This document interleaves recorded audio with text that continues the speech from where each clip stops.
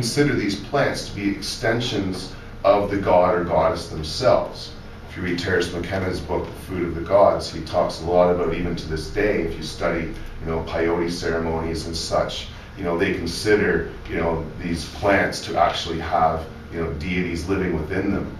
And by consuming these various, plant gods, as they were often referred to, or goddesses, as I prefer to call them, they would allow these different deities to enter into them and communicate with them.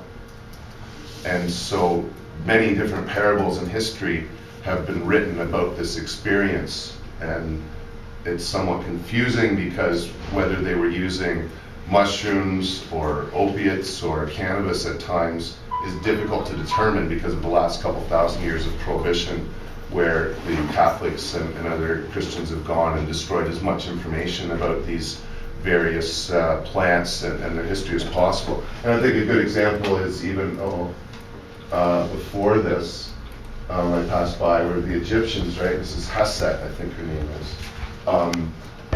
This goddess here, you can see, this is clearly a marijuana leaf on the top here. If you look at many of the different ceremonies that were attributed to this goddess, you will see not only incense burners, and there's several different styles of incense burners that you could learn to recognize in the Egyptian hieroglyphics.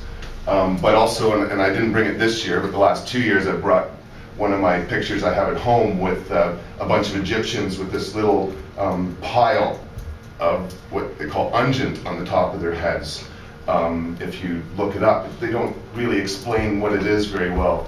And often, when you study some things that you assume are cannabis related, they have very vague explanations of what the real term might be, like the tree of life, right? Like, the Christians don't really know what the tree of life is. They'd like everybody to think it's symbolic of something and doesn't really represent, a real plant, which is completely not the case at all.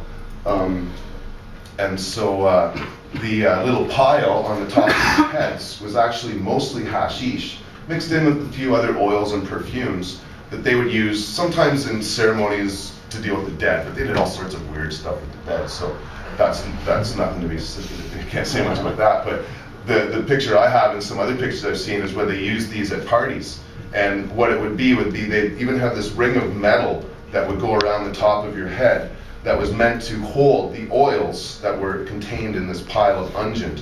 Because you'd put it at the top of your head, and the idea would be that you would party and let this pile of hashish and oil melt into your hair and saturate into the bloodstream, into your brain as quickly and directly as possible. And the metal strip there was meant to help keep as much oil in your hair as possible through that experience. So the Egyptians used all sorts of funky different drugs and things like that, but as I say, the few examples amongst the Egyptian art that are left are not very well promoted. You have to really take them out. This is quite rare in some ways.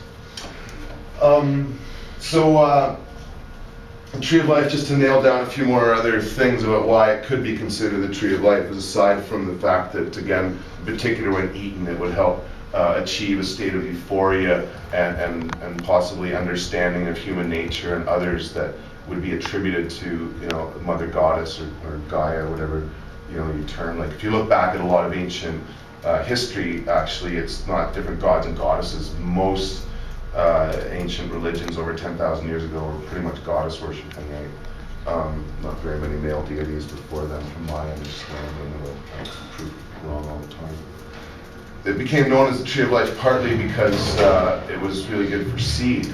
The seed is very nutritional. It can be used as well in lamps for burning oil, so you'd be able to obviously keep things lit over the winter, but in particular these seeds would last over several winters. So if you didn't have a harvest at all, say through different ice ages in particular, it was useful because you didn't have a short or a long growing season at all when you're in the ice ages. You had just a really short time. So if you were living in some area near a river delta or Egypt or something like that, you'd have a few months in the summer where you might be able to pull off a crop.